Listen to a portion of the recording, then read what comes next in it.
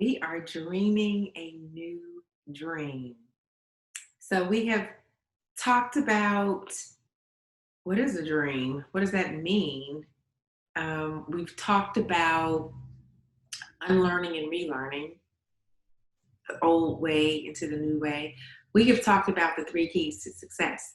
Today, we are going to talk about self-actualization or self-realization. Who am I? Because once you know who you are, nothing else matters. And this gets back to not worrying about what everything else wants to worry about, whoever, whatever. This is about you knowing who you are, and that will bring you the confidence and spirit. So, who am I? Who am I? Before we go into this, I want to go ahead and take a minute and take a few deep breaths to get centered and to bring out your true and real self. That peace, find that peace. So just a few deep breaths.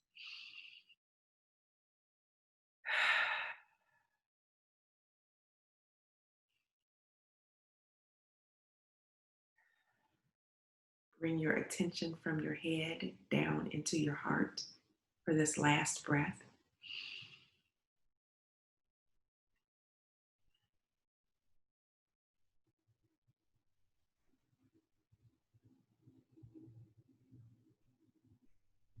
Who are you?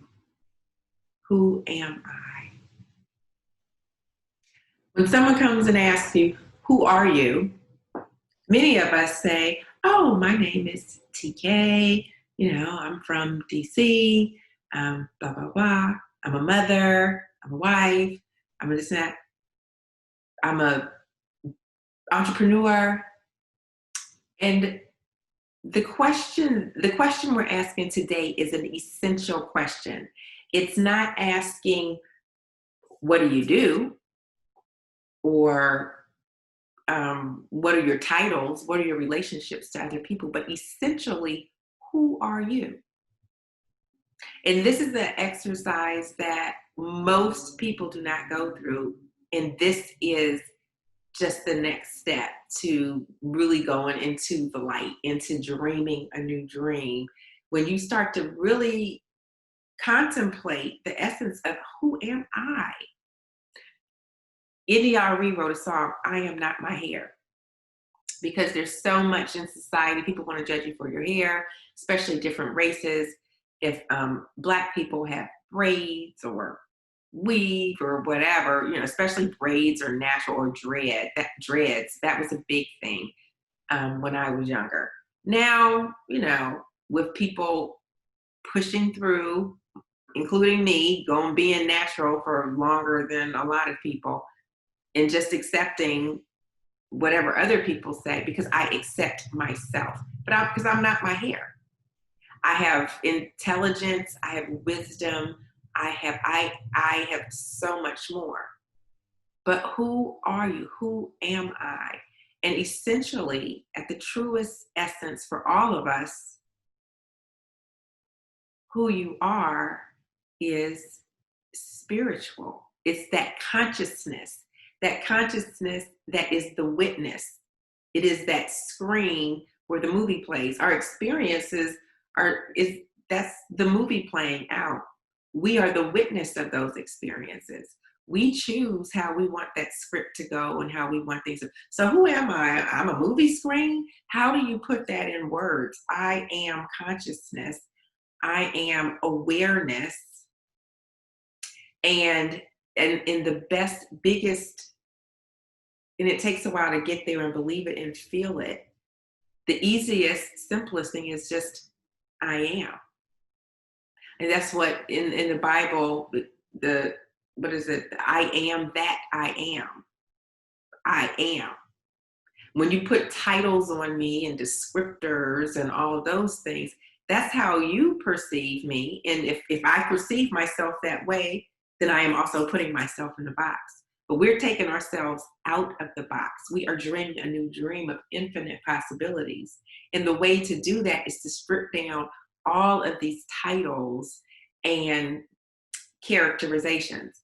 Now, when you go out in the day-to-day world and you meet people where they are, but you can meet them from your truest self and bring your whole spirit and self to that meeting, which means you are witnessing the interaction from a spacious place that cannot be offended, that their views of you cannot offend you. When you are self-actualized and you know that I am in my essence, not the things I do, not the evaluation I got at work, not what someone on the street said about me or tried to keep me out because of my race or my gender. That's not who you are. That's about them. What we're able to do is rise above. Only love in, only love out. I'm a witness to what is going on. So essentially, who are you? Who am I? And that's the question to ask to yourself daily. There's 4 essential questions that I ask daily. And I used to ask it at the beginning of every meditation, and I still do most times.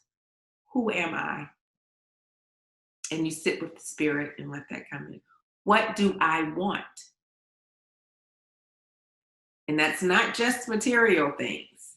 It's peace, happiness, love. What is my purpose? How do I serve? And then what am I grateful for? And when you sit in that, many people are asking, what is my purpose? My purpose is to be a CEO or to be is to be the best mom I can be. Is that your purpose? At the highest level, it may be one of the things you're charged to do, but of infinite potential. Is it your purpose? The purpose has service. So I'm not here to say it is or it isn't, but the contemplation of it daily, because it changes. When you have new information, you make a new decision. That's important to know. That's one to write down. People say, oh, well, you used to say this or used to be that way, and now you're this way. Yeah, I grew up. I got more information. I have more experiences. I'm closer to God. When you know better, you do better. So some people get stuck and say, well, I said that before, so I can't change. Yes, you can, if the situation has changed, because everything changes. That's another universal law. It's the law of rhythm. Everything is always changing. Everything is energy. Sound is energy. Color is energy. Vibrations. There's energy in a rock that's not as energetic or high level or animated as a person, which is not as high level as light. There's levels. So where we play in this, if you are only your body, you are not your body. Your body houses who you are. And so these are the questions to think about. And again, I'm giving a lot of questions because the answers are so infinitely huge that I can give you some, but it's for your contemplation in the essence of things where you will realize your vastness, your greatness. Who are you? In the spiritual sense, in the largest sense, which isn't what you're going to say at a business reception, is I just am. I am what I am, who I am. I am that I am. I am that. It's as simple as that. So I'm going to tell you a few things that become the result of when you are really self-actualized. And as you continue to ascend on this path of knowing who you are, you are a child, you are a thought in the mind of God. And that's why I say, the light God is within you. You're, just like your parents' DNA is within you. It's within you. So you already have so many characteristics. You already have love and compassion built in. Everyone is born innocent. Your religion may say everyone's a sinner, but I think I remember all sinners have already been saved by some blood or some things.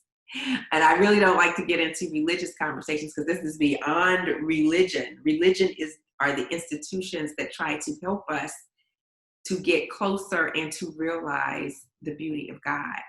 I'm trying to have a direct conversation about the God within you. So I don't want to get caught up. And there's a lot of wisdom. And again, that crosses so many religions when you get to it. Love, compassion. So these are the things that are within you. Your job is not to seek for happiness or love because it's already within you. Your job is to relinquish the barriers that keep you from it. So, boxes, small minded thinking, hate, resentment. Your job is to work to turn the light onto those things. The light's already within you. So, I'm going to tell you a few things that you'll see and know about yourself as you ascend in your path to enlightenment and start to manifest this new dream. This is the light, the fun, but you can't just snap your fingers and get through. We've had so many years of conditioning. So what are those things? So who are you? There's a few things that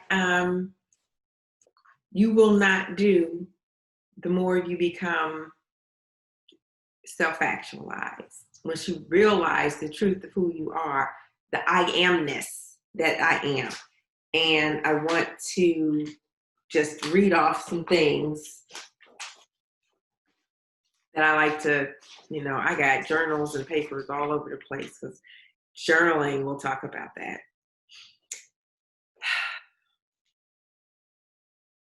You can no longer blame anyone.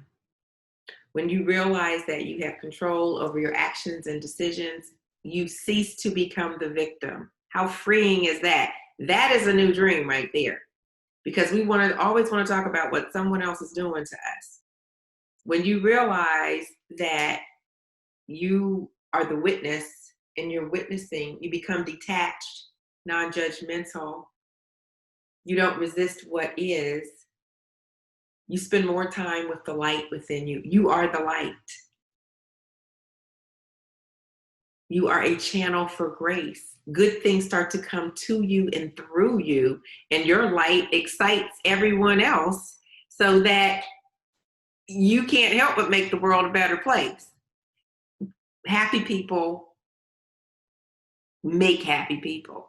Was that other saying the opposite? Crazy people make people crazy. And, that when you're around drama, when you're around all types of chaos, if you're not self-aware, then you get sucked in. And that's where the stress is coming from. So we're dreaming a new dream. We're getting rid of all the old and we are connecting with our inner self. We're no longer a victim. We are channels for grace because all this goodness that's coming to us makes us more attractive. Other people want to be around us. People want to promote us. So the things that you want, you get just through a different route. We think we got to go get it directly, but it's not through us. It's through our consciousness, which is God. So that's that thing, God's will be done. The universe has universal laws. You can't break them. You can try as you might to throw an apple up and make it levitate in the air. But unless you're really in the light, that's not happening. You cannot. God is God. The universal laws are what they are. You're not breaking them. But what we think is reality, some of these things like, well, I can't do that and I can't. Those aren't universal laws. Those are games you're playing with you. So when you get to this point, those games wash away. Forgiveness. There is no discontent when you start to realize who you are because there's no dissension. There's nothing to worry about. No one can affect your peace. Love has no grievances. So forgiveness, that means forgiveness. The question to ask yourself, who am I? Who am I not forgiving? Who am I holding a grudge or a grievance against? Because that's the little you. That's the one who gets offended and who gets sucked into the drama. But when you can pull yourself out of that, then you are practicing forgiveness all the time, and you're giving out. You're a channel for grace. You're not blaming others. And here's a quote I just love. It's by Mark Twain. Forgiveness is the fragrance of that the violet sheds on the heel that has crushed it. Oh, it's beautiful. And here's another quote from William Shakespeare from The Merchant of Venus. Mercy is twice blessed. It blesses him that gives and him that takes. So your forgiveness is everything. It blesses you and the other person. It lightens you. It frees you. And then you're able to, I told my husband yesterday, I said, I'm just floating. I don't know what I'm going to do. I'm just floating. I said, I'm floating so much. I think I might just float off the earth. And he just cracked up laughing. But that's sort of the feeling that you get when you're okay, when all is well. I'm living on the same planet as everyone else with the pandemic. My money's funny. Lives are being lost. Chronic diseases. The economy is crushed. So most people think you're supposed to be leaning in a corner, curled up in a ball. No, that is what it is. We continue to overcome. I have some creativity. I continue to try to make the world a better place. Those are the things I'm going to focus on. I'm going to focus on the election and try to change the administration. I get excited about these things. I don't, problems, all things are lessons God would have us learn. Problems are just challenges, questions to be solved. They're not to put you out, because you are the great I am. You are the light. I am the light. I am remarkable. No one can take that away. Only you can choose not to live it. So those are some very demonstrative attitudes and ways you'll live in your life when you start to really be who you are meant to be, when you are self-actualized. So continue to ask yourself, who am I? Who am I? And there's methods and ways to go about doing that. And that's what we're going to get into right now. The two main ways that will accelerate, just the biggest things you can do, is meditation. That's time of stillness, those breaths that we took. Multiply whatever time you take times 50, 100, infinite. It has that much benefit on your life, because you are able to put all of these concepts together, be one with God, where the divine infinite power and principle is. And it's like a download into your day-to-day life. When you have a file downloading from your computer, you can't see it. You don't know what, you're sort of just waiting there quietly, waiting for it to download. That's like meditation. All of that divine wisdom and guidance from God, when you spend time in stillness and silence, in presence, in consciousness, awareness, loving space, then when you go about your day-to-day, you're able to bring, that's the download. You're able to bring all of that with you. And if you're not able to meditate, which everyone can, but it's a practice. So a child can't not walk. A child is learning to walk. And then they're walking. You can't not meditate. You can meditate. It's just a learning. You get your degree after you've gone through some classes, some practice, some tests, some studies. It's the same thing. So meditation is huge. It's a huge practice. And selfless service. Even if you can, it's not that you can't meditate, but even if it's taking you longer, you're feeling frustrated, stick with it. But selfless service, do kindness for other people. Don't go volunteer just to tell people I volunteered, or to make yourself check a box. I volunteered. That was selfless service. So now I feel better about myself. No, go actually help someone. Give someone on the corner who's starving, who's homeless, the cash that's in your pocket. Um, take Call your aging aunts and uncles and people who may be lonely and worried about life. That's selfless service. So I'm too busy. I can't do this. I can't do that. I'm guilty. I'm guilty now of selfless service. But I can tell you, when I was in the height of my corporate career, I just would tell everybody, I'm just too busy. I don't have time. I can't make that. I can't do that. I can't do that. Because I was only focused on one thing or two, but it wasn't being selfless. It wasn't about my inner light. It was about, I'm making someone else rich. I was caring about shareholder wealth. I'm caring about somebody else instead of myself. What is more valuable to you? Shareholder earnings or your infinite happiness and potential? See, we have to think 180 degrees differently than we think now.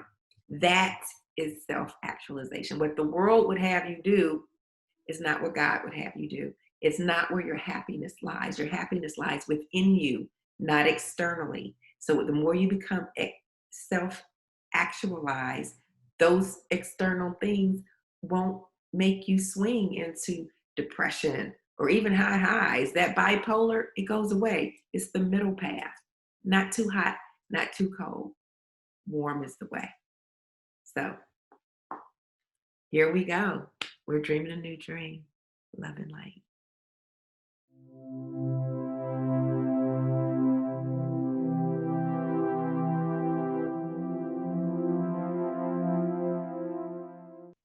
Hi, I'm TK. If you are enjoying these wisdom conversations on living a joyful, happy life and learning how to overcome anything that comes against you, please don't forget to subscribe to the channel and like, and please leave me some comments so we can keep the conversation going. Love and light.